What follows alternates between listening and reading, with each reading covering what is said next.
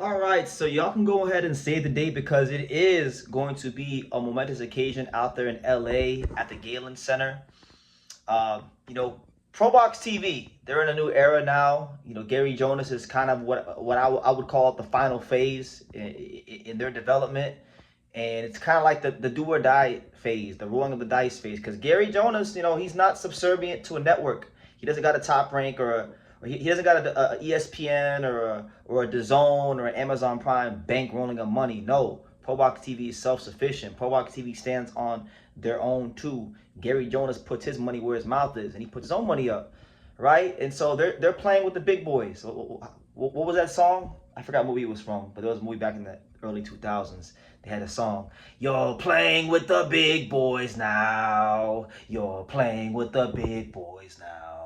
Probox TV's playing with the big boys now. They want to be one of the promoters that competes with the top ranks and the Golden Boys and the Matchrooms and the Zupa Boxings and things like that. So this gotta work out. They're putting the platform now behind a $5 paywall in hopes that the boxing fans, the boxing consumers who love their product will invest. And this will be the first show in this new era for Probox TV.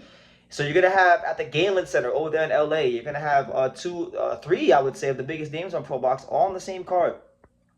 You're gonna have Lester Martinez, Najee Lopez, and Ramon Cardenas all on the same card, and these are all big names, important fighters in the Probox TV stable. So we'll go down matchup by matchup, and I'll start from the first fight on up. So we'll start with Ramon Cardenas. Now, Ramon Cardenas, I haven't even looked at his opponent, Leonard Carrillo. He's 20 and 1, 21 and 1 with 9 knockouts. But what I will say about Ramon Cardenas, is that I'm happy he's staying busy. This will be his first fight since what, December, right? I believe December. So he's coming off of an 8-month layoff. I would have liked to have seen Ramon Cardenas be a bit more active than be a one and done guy. Ramon Cardenas is a dynamite fighter. His name, I believe, is El Diamante. He's just a destructive force. He's one of the best fighters at 122 pounds, a real world championship caliber fighter. This guy almost knocked out Naoya Inoue. I was there when he almost knocked out Naoya Inoue. A lot of people didn't know who he was at that time. He put his name on the map. He gave Inoue probably one of his hardest fights, and definitely a great fight at the T-Mobile Arena. And I kind of find it messed up that he's fighting not as a that he's not fighting in a co-main event or main event scenario. I feel like he's earned the right to be that caliber of fighter. And with all due respect to his opponent, who I don't know much about, maybe he's good, maybe he's not, I don't know. But like those are not the kind of fights we want to see Ramon Cardenas in. We want to see Ramon Cardenas in like top 10 caliber fights. I think he's earned that. I think he's proven his merit in the sport. And yeah, but I mean, if nothing else, it gives Ramon Cardenas the opportunity to possibly get a big knockout and continue the gravy train rolling of him building towards the world title. This guy, he's fighting his number 12 in the WBA, so take that for what it's worth. But yeah, he's on the card, and then I would say for me, the standout matchup on the card isn't even the main event, because the main event is Lester Martinez. We'll get to him in a second, but the standout matchup to me, in my opinion, by far, it features two guys that I'm very familiar with. You got Najee Lopez and you got Juan Carlos Carrillo. Now, Juan Carlos Carrillo, he's number 9 in the WBA. He's a legitimate contender, Colombian Olympian, undefeated, former Dea Benavidez sparring partner. Very tricky guy to deal with, right? On the other side, you got Najee Lopez, who's been involved in some real, just absolute barn burners. He's the guy that I've been telling you guys for years. Ever since I seen Najee Lopez walk through the doors of Stacey McKinley's gym in 2019, and I saw him beating up heavyweights before he was even pro. I've always said, hey, this is a guy that I think is going to go all the way and become a world champion. And so far, so good. Gary Jonas and Probox have put him in with some real tough game guys like Manuel Gallegos and Marcos Escudero and Kalani Wheeler. He's had a not so easy path in his career, but now he's stepping up again, like we're playing with the big boys now. He's stepping up to the plate and he's fighting a guy that knows his way around the ring. I would definitely say, without a shadow of a doubt, this is the best fighter he's fought in his career. Juan Carlos Carrillo is another guy that I'm familiar with, because I remember back in like 2019 when I was living in North Miami, and he used to be training with Luis Chiro Perez. Luis Chiro Perez used to come pick me up from my house, and I used to go in the car with him and a couple other fighters to Fifth Street Gym to go get content back in like 2020. And one of the guys that was in the car was Juan Carlos Carrillo. And I seen him spar. I followed his career for years. This is not a guy that this is a guy that's gonna test Najee Lopez's boxing ability out of that southpaw stance. He knows how to slow the pace down. He can counterpunch a little bit. He knows how to win. He's not gonna sell a bunch of tickets. He's not gonna be ultra exciting fighter, but he knows how to win. He's a winner, And it's two undefeated guys, two guys who are legitimately contenders in the light heavyweight division. And I want to give Najee Lopez respect for taking this fight, because I've been saying this for Najee Lopez and Atif Overton, because I look at those two guys as the two next young American light heavyweight potential world champions that are now contenders. I've been saying that I want to see Najee Lopez or Atif Overton fight Juan Carlos Carrillo, because I feel like he's a guy that's ranked, that's going to test you. And if you can't beat him, then you're not good enough. In my opinion, if you can't beat him, you're not good enough to be world champion, because he's very good, and maybe he might even be a world champion himself one day. We don't know how good he is. We're gonna find out a lot about both these guys, but with Najee being the A side, if you can't beat a guy like him, then that means everything I've been saying about you these years probably isn't true at this moment in time, and you gotta go back to the drawing board. So I like this fight, because one thing about boxing that I love when we get fights where we find out who's who.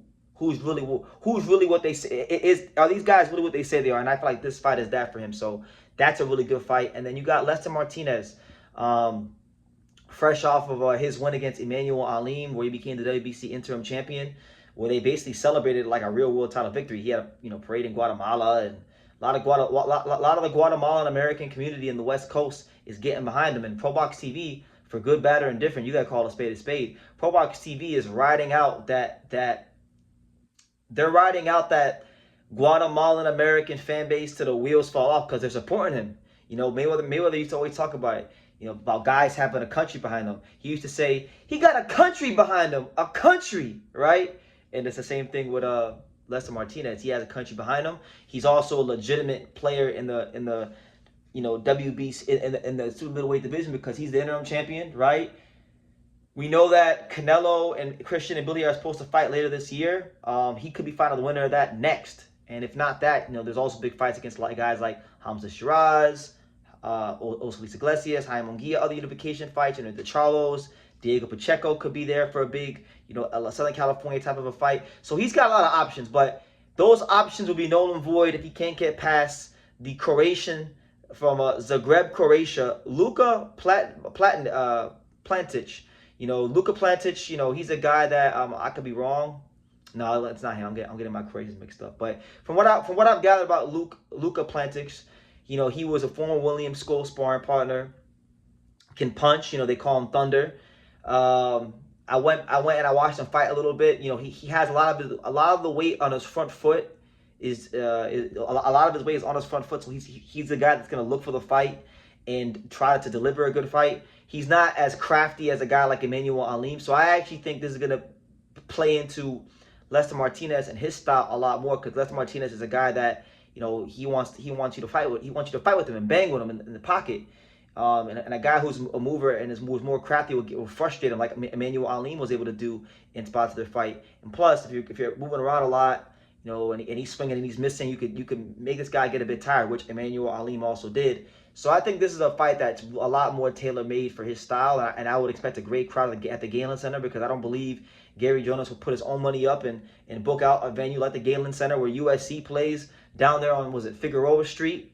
I don't think he does none of that if he doesn't believe in the drawing power of Lester Martinez. And they've done the numbers, they've seen what he's done and what he drew on the live streams and all these kind of things, and they're betting. Really, they're betting on Lester Martinez as a draw. And he's got to go out there and not just win, but win in sensational fashion. Because I really feel like, yes, Probox is invested in Najee Lopez, and he could be world champion.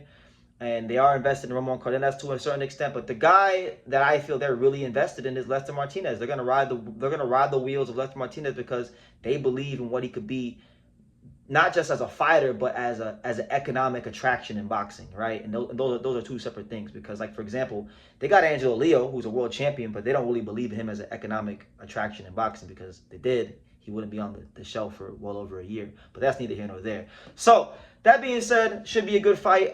Great card. If I wasn't going to the UK for Philip Hrgovic, Mosley Tama, I would be at this fight. But I'm going to the UK for Philip Hrgovic versus Mosley Tama, which is the same day as this fight. So unfortunately, I will not make it at the Galen Center.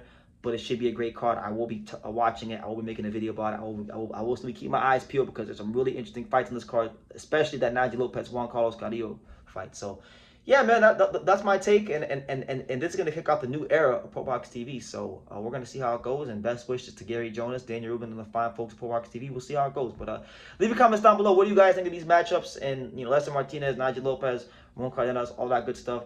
Leave your comments down below, and I'll see you in the next video.